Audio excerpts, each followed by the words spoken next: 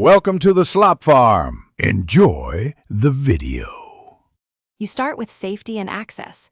Disconnect the battery negative terminal to prevent airbag errors and electrical shorts. Once done, remove the shift knob by unscrewing or releasing its clip and pulling straight up. This exposes hidden screws. Next, use a plastic pry tool to unsnap the trim panels around the shifter and cup holders.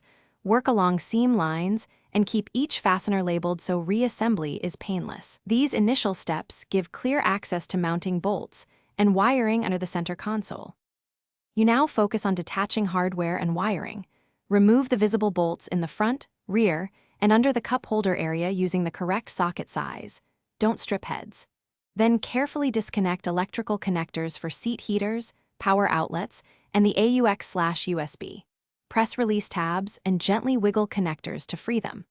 Once wiring is disconnected, lift the console slightly to locate any hidden clips or screws along the sides. Make sure to support the console so wiring isn't strained as you free it. You're at the final extraction. Fully lift the console out while guiding any remaining wiring through the openings. Place it on a clean mat to avoid scratches.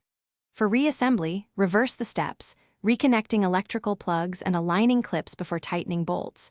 Torque to factory specs when known to avoid damage. If a clip or tab breaks, stop and replace it with an OEM or equivalent clip. If things don't seat, check for a hidden screw or trapped wiring before forcing the console back in.